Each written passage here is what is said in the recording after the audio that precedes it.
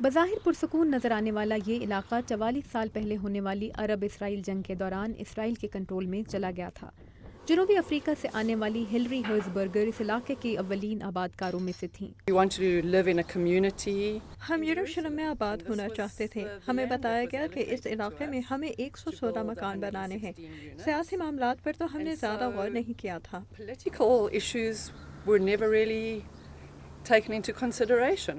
آج علاقے کے مکین ایک آرام دہ زندگی گزار رہے ہیں، نیا شاپنگ مال بن رہا ہے، پرانا یروشلم چند منٹ کے فاصلے پر ہے، لیکن اس منظر کو ہلا دینے والی ایک آواز گزشتہ ہفتے واشنگٹن سے آئی ہے۔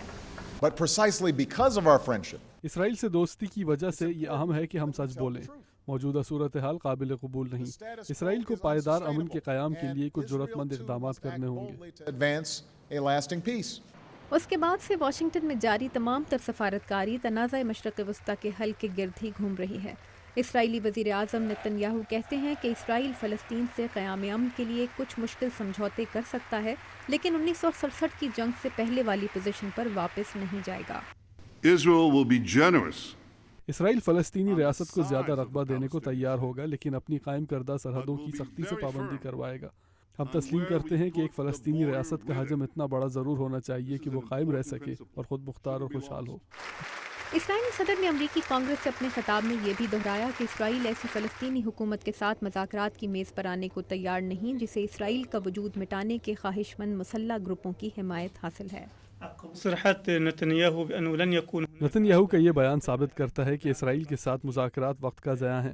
ہم کسی یہودی ریاست کے قیام کو نسل پرستی پر مبنی سمجھتے ہیں۔ حماس اسرائیل کے ایسے قبضے کو جائز تسلیم نہیں کرے گا۔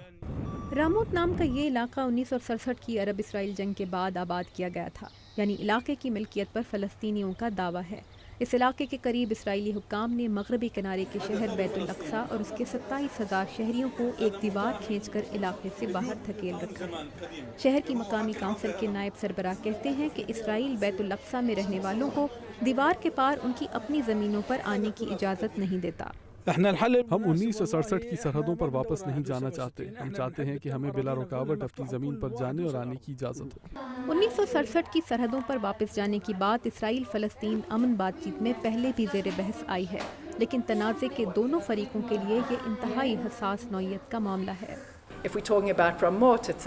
راموت 45,000 افراد کی آبادی ہے۔ ایسی اور بھی کئی آبادیاں ہیں، تو 1967 والی سرحد پر واپس جانا ممکن نہیں۔ اس علاقے کے مکین اسرائیلی وزیر اعظم کی جانب سے امریکی دباؤ کے سامنے کمزور نہ پڑنے کے موقف پر خوشی کا اظہار کر رہے ہیں، لیکن علاقے کے فلسطینیوں کا کہنا ہے کہ ان کے لیے ایک آزاد وطن میں پرسکون زندگی کی امید دوبارہ پیدا ہوئی ہے۔ لوئیس رامیریز کے ساتھ تابندہ نعیم، اردو VOA۔